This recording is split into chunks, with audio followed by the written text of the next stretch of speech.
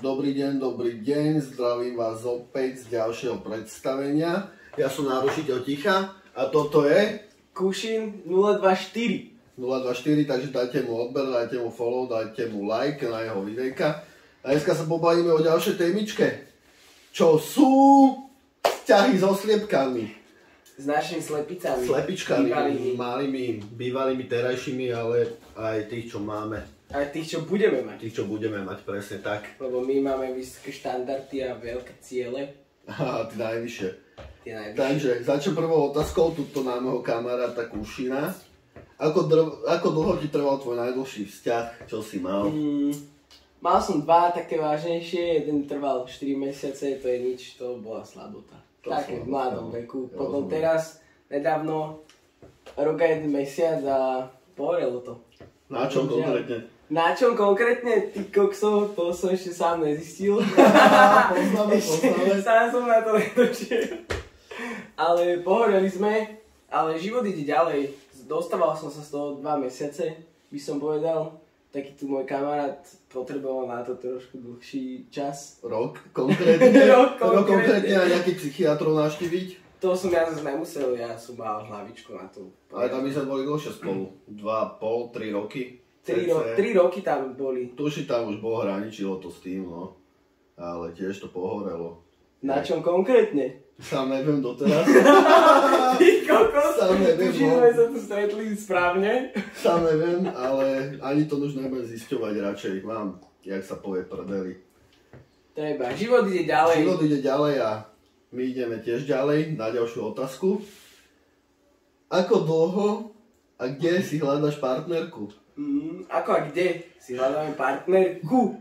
Takže partnerku si môžeme nájsť na rôznych aplikáciách, čo moc nepreferujem, lebo za tú druhou stranou môže byť nejaký ten 50-40 ročný uchylný dedek, ktorý čaká na mladé mäsko.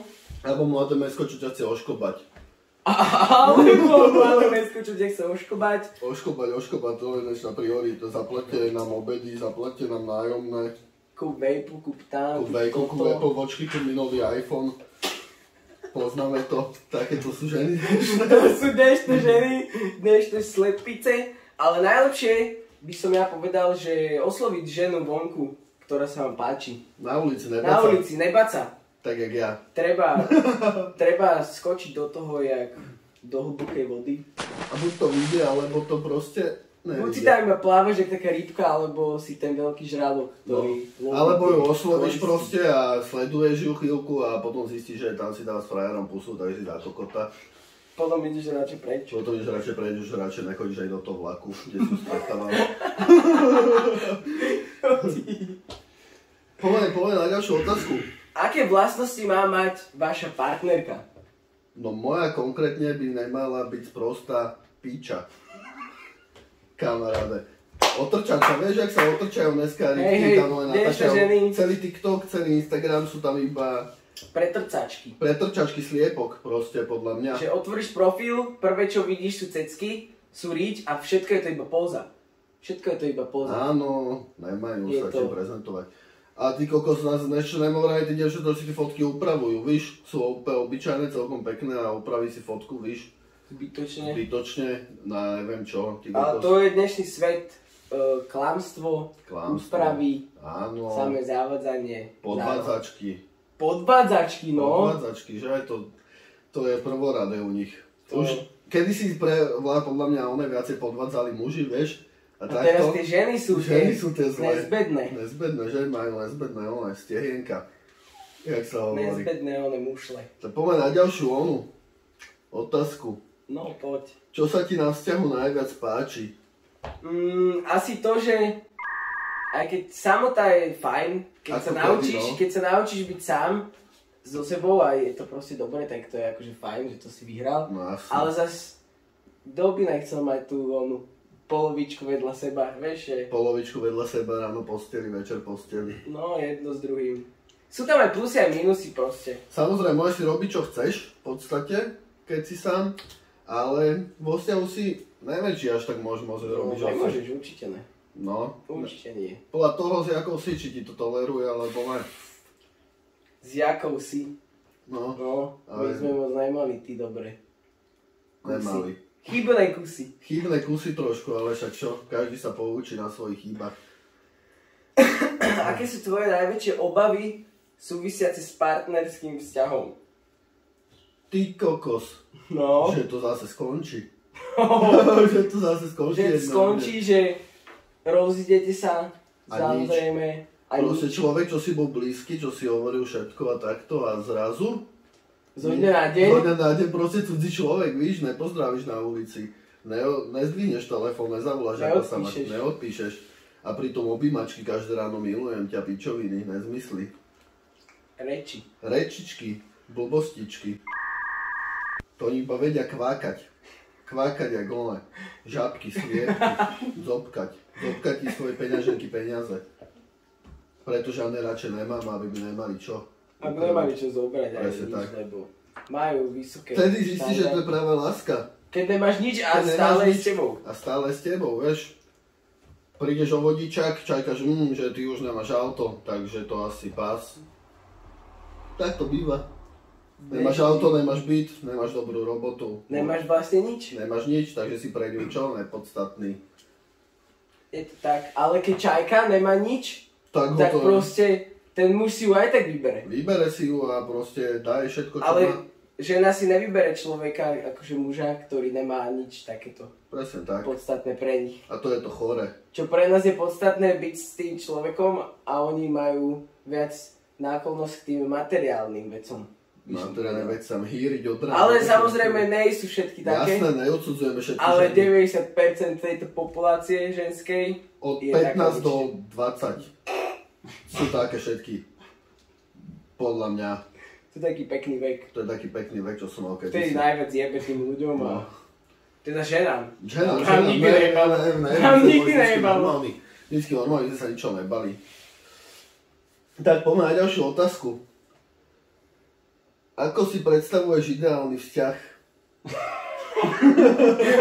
Ty kokso, že ráno vstanem, partnerka mi rovno donesie naloženú bublačku, že láska, že raňajky. Raňajky, že daj rožku, pobubláme si spolu, hej, potom si spravíme raňajky normálne už.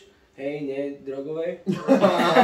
Také sa spolu napapáme. No, nejaký ten výletík, vymyslíš si nejaký program. Hej, večer Netflixík, brčko, tenta pohár vínka.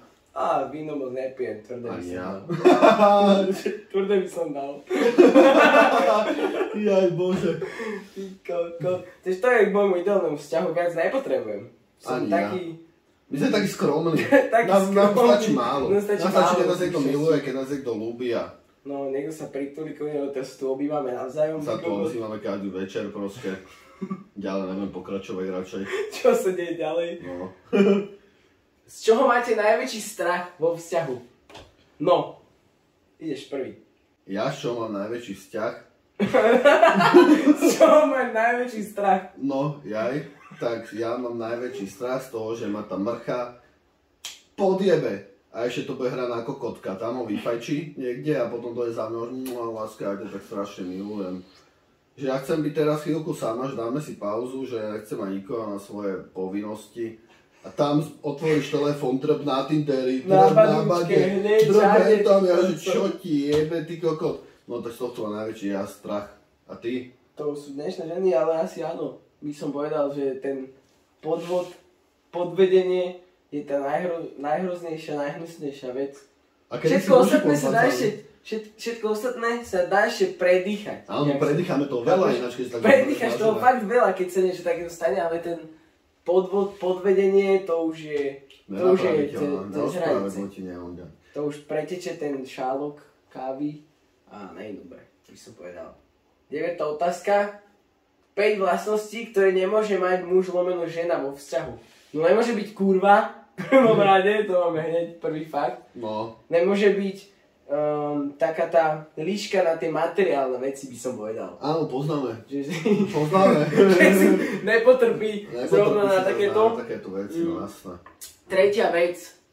Čo dáme na tretiu vec?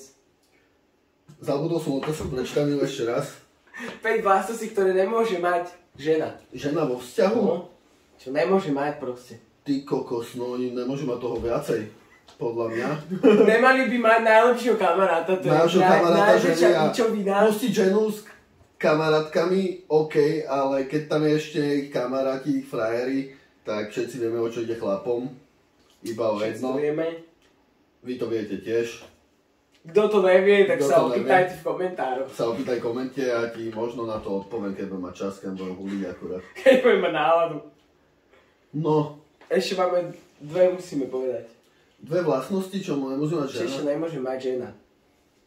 Upišťaný hlas pre afektovanosť. A to je veľmi dobré, lebo tie bratislavské pičky, keď afektujú kone...